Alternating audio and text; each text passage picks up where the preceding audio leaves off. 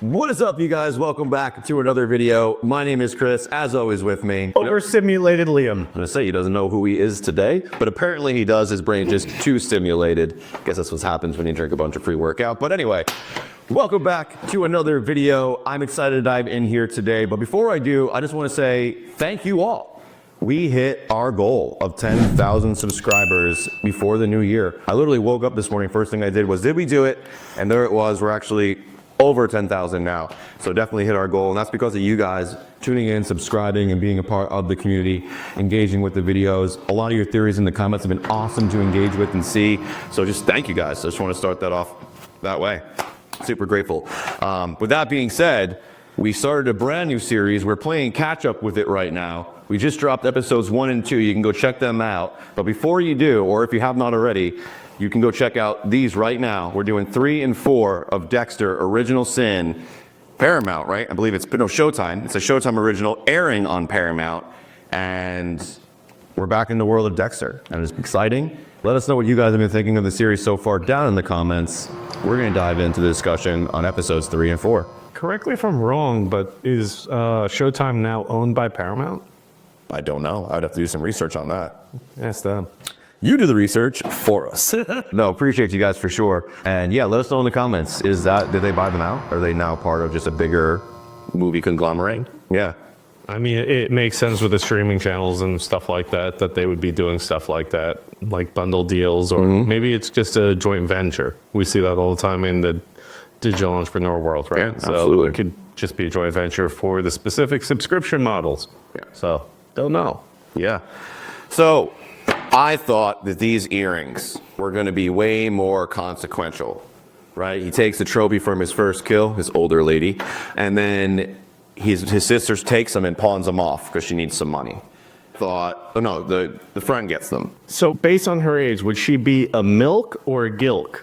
Mother, I'd love to kill, or grandma, I'd love to kill? Well, I mean, guessing on her exact age, she would be probably still MILF, right? Just based on, maybe she looked younger than she is in the. But I think in order to become the gilf, you have to have a grandchild, right? You have to have a kid who's had a kid to like level up to that level. Otherwise, you're just a cougar, so like somewhere in the cougar zone. Let us know what you guys think in the comments. This is a very important debate. We need to know the answer. So, kilk? Cougar I'd love to kill? Sure. Why not? Or for the Dextards out there, we'll call it a kilk. Is Dextards a normal terminology for fans of Dexter? First time I heard it was when you told me that YouTuber calls us people who like that show that. So, yeah. I thought that was really interesting. Thought it was cool though. So, LaGuardia, do you think she was a good pick for who they have?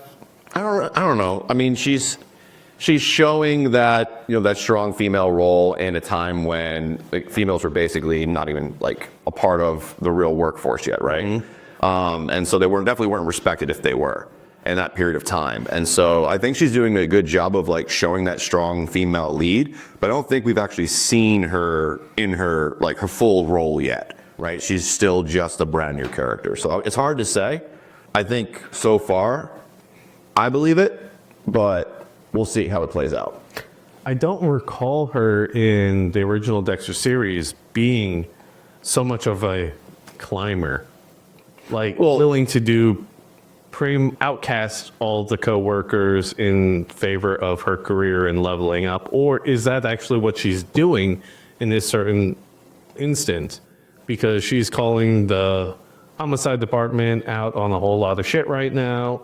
But is she doing it for the people that are being left behind's sake, or is she really doing it to climb like the police captain thinks she is? So I think she's a person of the people, not necessarily a climber. And I think also just kind of to go back to what you said earlier, I really do think that because of the time period that these are set in, that we're just seeing that reflection, right? So the chauvinistic. Right. We're just seeing the reflection of that. Where maybe we don't see that in the original Dexter, right? Like it's a whole different character at that point. Well, yeah, it's a newer world then, and more forgiving. Yeah, exactly. It's just a different. We've evolved a lot at that point, right? So it's a very different mindset. But when you mention the captain, that's something that's not sitting well with me right now. Now, either Patrick Dempsey, being an actor, isn't filling the role in my mind the way like my subconscious needs to feel it. So I'm feeling off about him, or there's something off about the captain. I don't necessarily trust him. I think whatever's going on with this secret serial killer and the judge and with the judge's son and the judge and all that's going on, I think he's more involved with that and than we know. I think there's some secrets he's hiding. Well, everyone's got secrets. We know that. But specifically to do with that, the case and what's going on. Yeah. I thought it was cool how they showed, because it opened up with the murders. Well, the kid being put on the bridge, right? I think episode Following. 4, they start that. Episode 4 started with the kid on the bridge. Episode 3 ends with the kid being, you don't know what his fate is. Yeah. Gotcha. So, episode 3, Dex got a crush on him. Yeah. A very strong crush from Dev's best friend there. Right? What is their ages? They're like high school still, aren't they? They got to be seniors in high school. Okay. Yeah. Dexter's 20. She's got to be at 17, 18, just turning 18 around there. Yeah. Okay, then that makes sense. But the whole thing with the earrings, and he wanted to give her, what was that, unicorn earrings? You wanted to give her like $5, like you could get from a gumball machine kind of gift. Yeah. Yeah. And she's like, put some thought into it. What is she, 5? Yeah, well, I mean, based on the way his mind works, trauma related, he doesn't have that emotional connection. You can see it's funny because he's learning how to act emotional and act like a normal person, but it's truly an act. He's like figuring it out as he goes, which I think is kind of an interesting way to like show how he's developing into the charismatic Dexter we finally meet, who's actually good with people, just a little awkward. Back here, he's just really, really awkward. Yes, he's definitely finding his way. And so he's hunting Ferrer. Yes, so he's going after Handsome Tony, the second kill. Yeah. Very interesting how he's doing that. You know, he stalks his prey. He gets to know them. He understands them. That's like Dexter's MO, right? And he's like figuring that out. What I think is really unique is watching him fumble so much. You're enjoying the fumble. I am. I'm enjoying him not being so clean and polished and good at what he does. And yeah, I think it was a really cool nod that he used I don't know the exact name of the game, but the game with the ball. It's almost like lacrosse, but the bigger hoop looking thing. Yeah, I have never seen that before. I believe it's an old Aztec game. Like they used to play it back in like, or Mayans or Aztec. Like I remember seeing, but back then they used to play like the losing tribe died. Like, but it's like an old game. I don't know that one specifically. I know the one with the ring that's not like a basketball hoop, but more something like that they have to get through. Yeah. But this one was new to me. Like, Yeah. it does make sense because it is very reminiscent of lacrosse. So very cool though. Yeah, and I may be confusing some things. Let us know what you know. Like, let us know in the comments if you guys want have a Google in front of you real quick, or maybe you studied it. Let us know what you like. Have you seen this game before, and where does it originate? And was it Handsome Tony caught on to Dexter's act real quick? Well, a con man's gonna see a con man, right? Like, so as soon as he pressed it too far is what he did. He pressed. I forgot exactly what he was pressing, but he pressed the situation too far, and that's when he was like, "Oh wait, you're not really here for that. You're here for something else, and you're not who you say you are." Well, he didn't get excited when the ball almost took the guy's head off. That's what it was. That's what I recall. Yeah. And then he asked about the scoring. Well, how do you keep scoring this game? Yeah, and then that's when he has to say, I'm actually here for a loan or whatever, which was the good cover story. Well, he was saying, was it Louise? Yeah, he used one of the names he had seen earlier as like a referral, yeah. And immediately Tony got skeptical of all that, but yeah. And then he ends up tricking the dude later on after he gets this loan with the big vig. He meets up with him later on and kind of forces his hand so that he'd fire at him just so he could get that extra little evidence. Yeah. I thought that was very good, but I felt like it was too easy for the story's sake. Yeah, maybe. I can agree with that. That piece I didn't enjoy as much. Everything else, though, I'm very much enjoying. Yeah, I mean, for me, there's definitely some things that leave me with questions. Like, the whole earrings thing, why do we put so much emphasis on that for him just to get them back so easily? Like, it was like that, and he had him back. And all he had to do was make some fake coke for his sister that didn't even have any repercussions or anything happen to it. It was just like, hey, whatever. So like, I don't really necessarily understand that part, where it's like we're seeing these situations where consequences should be dire, but it's just we're skating past them like nothing ever happened. Feel bad for Dexter's father. Well, yeah, of course. He is battling so much right now. Like, he's, as I mentioned on the last episode we recorded, has so much inner conflict with himself for the right and wrong. And then there was a scene, I don't remember what the third or the fourth, but the scene with Deb where he's like, are you on something? Oh, so that's the fourth episode. Yeah, he's like, are you on something? And then they skirt by that real quick. But back to episode 3, once Handsome Tony is bound up with the plastic wrap and all that, did you catch the nod to the slides? No, I didn't catch it. Where was it? When he called him on the cheek with the ball. Because he would always cut the cheek to get the blood sample for his slide collection later on. Yeah, I didn't catch that right away. Nice catch, man. That was a good Easter egg. Yeah. No, I thought it was a great setup. And then, I mean, his dad, in the 4th episode, his dad, when he's going for his third kill, the professional hitman that he found, who is a hitman from The Sopranos. He was a mobster in The Sopranos. I'm like, oh, this guy plays the same role now. That's pretty funny. That was the one dude that was in The Matrix, the bad guy who turned on the other one, right? He's the one who would prefer the stakes and the line over the reality of the slop. The fantasy, yeah. But, when he decides to finally go after him, I'm jumping ahead a bit, but this is one thing that kind of irked me. Harry is so insistent to Dexter that, like, this guy's above your current experience level. Mm-hmm. And then Dexter decides that that's the one time he's not going to wrap the guy up right away. Instead, just leaves him on the table and then goes and preps some stuff and grabs his knife like he's going to kill him. But, like, everyone else, he had prepped, ready, all of that stuff way before he set the room and did all that. Like, the first thing he did was get them on the table. Well, as you mentioned, he's stumbling, though.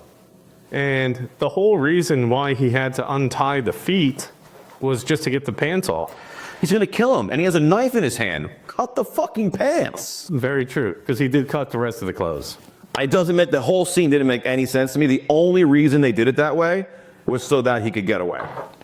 Dexter was already past that. He already had that knowledge, which made no sense to me. Like, I love watching him fumble. I love watching him make the mistakes. They went too far with the fumble. That fumble was orchestrated, and we didn't need it, right? Or they could have played it out better and not made it look like he reverted in his knowledge. Dexter's too smart for that, right? Like, the Dexter we know and ultimately love because of who he becomes and who he is, and this, like, gray thing where he's like, I only can kill evil people, which is why he's like the world's most famous and most liked fictional I keep wanting to say superhero instead of serial killer, probably because I like the word better. But I just thought that scene really irked me. And ultimately, too, it's fun because of the way it ends, but I just logically, my brain couldn't latch onto it. And I'm not a very logical person, so it really stood out to me. Makes sense. One thing I want to make sure that we touch, though, is Harry's relationship with the CI or Dexter's mom, on how that bond is growing more and more. He's falling in love with her, yeah. Yeah. I think that's pretty cool to see. At that time, his wife's already gone, right? No, she's still with him. I believe they've been trying to get pregnant. So 'cause in the original scene, I thought she was serving him divorce papers, right? But she's actually giving him paternity, results. And they've been apparently, ever since the first child passed away, they've been struggling to have another. And so between his work life and the stress between not being able to give the family life what he needs, I think he's looking for, escape outside. Mm-hmm. And because everything with, what's her name? What's Dexter's mom's name? When he's at her place, when he's with her. Laura. Yeah, with Laura. It seems more like a family unit to him, right? He's got the kids, he's got the woman, he's taking care of the kids, he's helping out. It feels much more like a family unit than it does back home. So I think what we're seeing is he's attaching himself to something that feels normal and feels like he cares about. And that ultimately is going to not serve him because like his partner reminded him in episode 4, remember, she's your informant. Like, I'm noticing the relationship, I'm noticing the feelings. Yeah, he just walks in and he's just like giving him a look like, yeah, bro. What are you doing? And in Harry's defense, he does try to resist. He does. The first time she comes on to him, he's like, no, I gotta go, and he leaves. But obviously in episode 4, when she gets back and he tries to leave, she comes on to him, and then they end up, falling into each other. So he's not able to resist it every time. No. So he's definitely emotionally attached now. And we know what happens to Dexter's mom, because we know why Dexter has the trauma he has. He witnesses his mother's death in the canister. It's brutal, traumatic, chainsaw involved, that kind of stuff. One piece that I forgot was about Dexter's brother, Brian. Yeah, The mutilated lizards. He's the one who did it. And Dexter was showing his morality of wanting to pay respects to them. That is an interesting scene that you bring up, because a lot of times they say true sociopathic behavior, right, is genetic. Like it can come through genetic line. And so seeing that Dexter's brother also has this dark passenger, also has this proclivity for violence, right, shows that maybe if this traumatic event never happened, Dexter would have never awoken his dark passenger. Mm-hmm. But based on trauma, it does waken. What happens to the brother too, right? Because he doesn't exist in the future. Yes, he does. He does. I don't remember him. Yeah. Huh. He comes back to haunt him, and Dexter eventually has to kill him, I believe. What season is that? Fuck, way late. Okay. I just don't remember that. Okay, cool. Let's check it back out. We can't skip over his reaction to seeing that little kid, though. Yes. That is a huge piece of this. He is feeling shit there. Mm-hmm. So I think the way that they describe it is really great, because Dexter they could describe Dexter as two people. Dexter and then the dark passenger, right? And so it's like the dark passenger has this urge that needs to be fulfilled, and that urge is just violence, blood. It needs to be able to take life and hurt people. But Dexter himself has a conscience. He doesn't want to hurt innocent people. He doesn't want to hurt little children. He doesn't like seeing those who have no reason to suffer. So I agree with you. I think it's really cool that we're seeing that balance, where it actually comes from. He's not this disconnected sociopath, homicidal dude. He just has this trauma urge inside of him that he's trying to satiate in the most, obviously, I don't condone any of the things he's actually doing in real life. This is totally fictional. But with Harry's help, he's learning a way to cope with that. Yeah, it's not like he's anything like Luigi, the guy who killed the CEO. Crazy shit in the real world. Yeah, but his conscience comes into play at the end of episode 3, right before he kills Tony, because he let the parrot go. He could have easily killed that bird. Why do you think he let the bird go? It was innocent. So it had no reason to suffer, let it try to live its life out in Miami, basically. He told him to go find a new home. Yeah. Because I was also thinking, too, the parrot can talk. It can. So, he was going to kill the bird because parrots are extremely intelligent. Yeah. No, I thought one of the reasons that maybe he let it go was so that it wasn't a witness. The bird's no longer able to talk and be like, he got killed. Murder. Right? Some stupid shit. It would be funny, but no, I think that was more of them showing the balance, like you were talking about, between the normal Dexter and the dark passenger himself. Right. What did you think of Deb's struggles with the whole clique and all that stuff, and how she's constantly battling for approval in the family? Yeah. Her journey, I think her arc is I don't know, unnecessary almost. But I mean, we're seeing her in her high school days, right? So she's not feeling loved. Again, it's like this when you're not feeling loved at home or cared for, you're out there trying to find it in the real world, and sometimes it doesn't look like you need it to. And she's finding it with who I believe is the cartel's son, right? Import-export on the card? Come on now. Yeah. Come on now. That's cartel. Geo, right? Geo with the Corvette at, 20 years old. Yeah.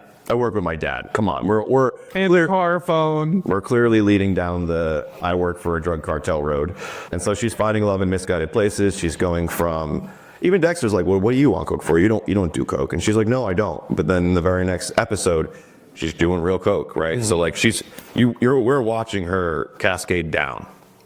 And so there's got to be probably a point with Of reckoning. this new boyfriend where she comes to terms, and that's where she shifts and decides to become a cop. Okay, I could see that. So something goes really wrong with this relationship and sends her down the path of becoming a cop. Well, this will be the second guy she's gotten involved with who either try to fuck her over or is, maybe even tries to kill her, because cartel's pretty serious shit. But the first guy tried to rape her. And so, and luckily Dexter saved her from that shit. But this second guy, cartel connections, Dexter might have to take him out. We don't know, right? So, yeah, she's not picking the right men right now. And it's definitely going to come back to bite her. Well, she's trying to, in my mind anyway, she's trying to replace the father figure type thing. Yeah. Dealing with her dad not giving her the attention that she feels she requires. Yeah. And to be fair, he's not doing a very good job with her at the moment. He's kind of letting her just giving her enough rope to hang herself, essentially. He's like, at least just lie to me better. Come on, Dad. Yeah, I think he got his hands full, right? He's doing work and trying to balance Dexter. Like, he's got his hands full. If Dexter goes down, the whole family goes down anyway. Yeah. So, yeah, that is more of a priority, but he can't tell her that. Yeah, and the more he walks down this road with Dexter, the more he's realizing that there's a very fine line between what Dexter is doing and a real serial killer. That's why when he finds out that he was keeping the trophies, he was so distraught. He was so upset. He's like, you're just like them if you do these things. You can't be doing these things.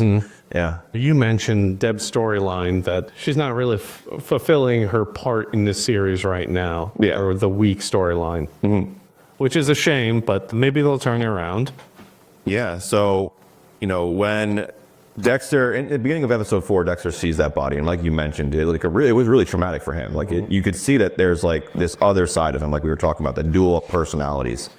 And in order to come to peace with that one detective, not detective, he's just a cop, who lost his brother really early on, lets him know, like, hey, the best thing to do with this kind of like feeling is to take action, right? Which is why he dives into the case files and then finds this professional hitman who has been just racking up bodies with no repercussions and now is living the good life in Miami, but is actually still active, right? So now Dexter has this feeling that he wants to get rid of, and he's going to use this particular kill to do that. But as Harry mentioned multiple times, you're biting off more than you can chew. This guy has a kill count over 200. That means he has experience. He does this professionally. You've I've trained you, but like you're nowhere near that level of experience, right?